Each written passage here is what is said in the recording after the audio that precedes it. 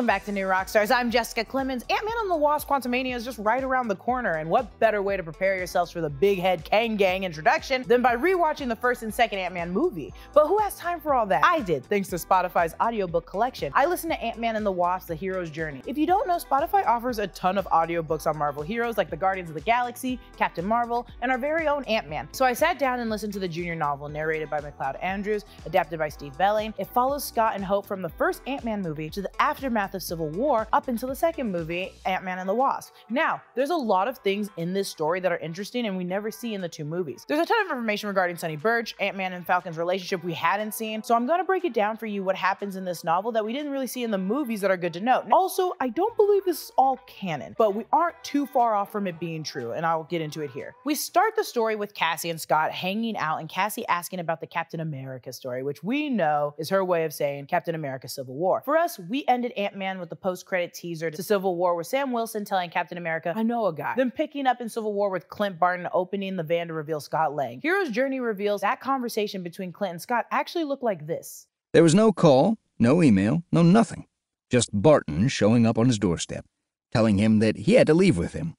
Now, he vouches for you, and that's good enough for me, Barton had told him.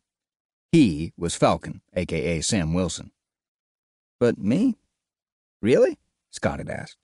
What about Hulk or one of those guys? Wouldn't Captain America want a really strong guy? Barton had shrugged his shoulders. Asked for you specifically by name, he said. You want to question Captain America's decisions? Scott had shaken his head vigorously.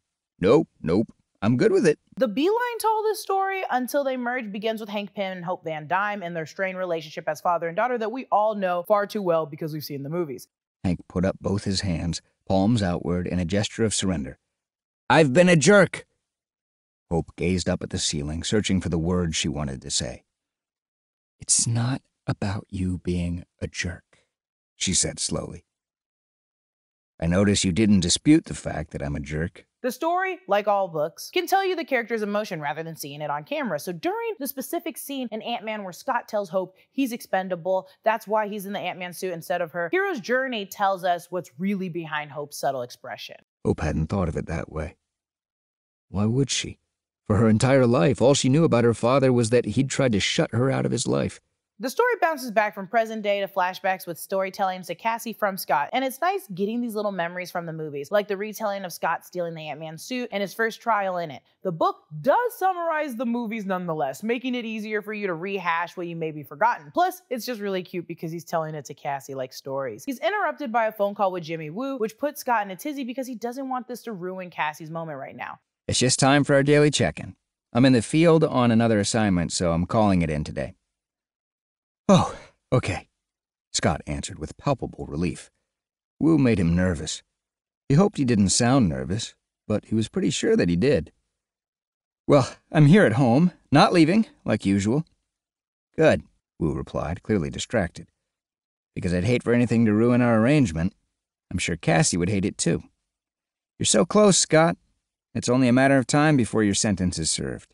As we remember, he's currently under house arrest for the Civil War and breaking the Sokovia Accords. Now, when we get back to Scott telling Cassie's story, he's telling her about Iron Man kicking his butt, which we fondly can remember from Civil War. It hurts when Iron Man hits you. Even when you're teeny tiny like an ant? Cassie asked. She held a black checker in her left hand and stared at Scott with her big eyes. I don't know, Scott answered, because he didn't hit me when I was ant size. I was big. We also remember why Scott loves Cassie so much, and something that's very important to note as we enter Quantumania is that Cassie has always been curious and meddlesome. His daughter never failed to surprise him with her thoughtful, insightful questions and observations about the world around her. Cassie had an incredible natural curiosity embedded in her. She's definitely smarter than I was at her age. Her curiosity won't end at the two-way signal, and we're interrupted by Luis, who comes in and warns Scott of Sonny Birch. So, what do you know about this guy, Sonny? Scott asked. Luis nodded vigorously, having anticipated the question. He's a bad dude. Supplies things that people need for a price, and that price is really high. Like, we're not talking just money, but like blackmail and secrets and stuff like that. You know what I'm saying? I know what you're saying, Cassie said, jumping into the conversation. Luis put up his right hand, inviting Cassie to give him a high five. The two slapped hands. She's so smart, Scotty, Luis said, beaming at Cassie. They grow up so fast. Yeah, they do, Scott said.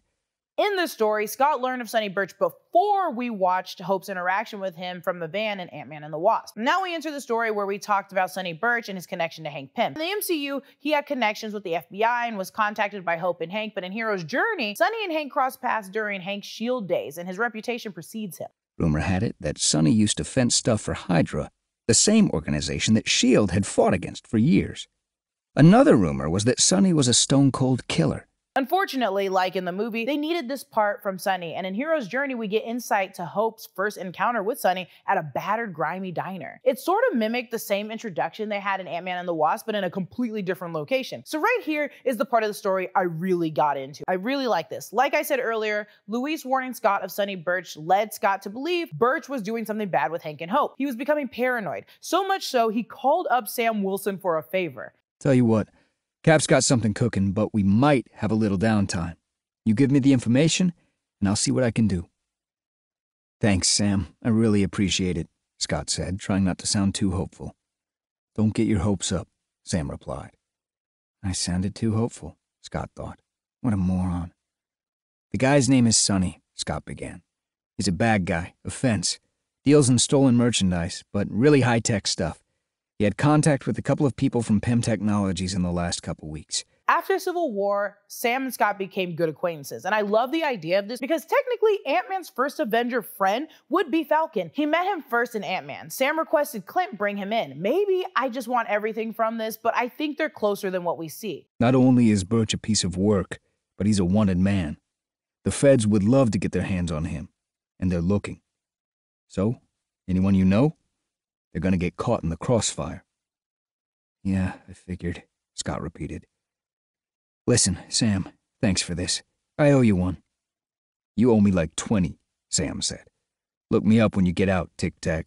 This relationship is something I hope blossoms more in Phase 5 and 6, and I think this book did a good job exploring it. In Ant-Man and the Wasp, Scott is having dreams that could be his connection to the quantum realm. In the movie, he immediately calls Hank, but in Hero's Journey, his first call is to Maggie, his ex-wife and Cassie's mother. Maggie could always calm him down instantly because they've known each other for so long, so their conversation went like this. I want someone to tell me not to call. To tell me I'm just being ridiculous, and it was just a dream, and I should just go back to sleep.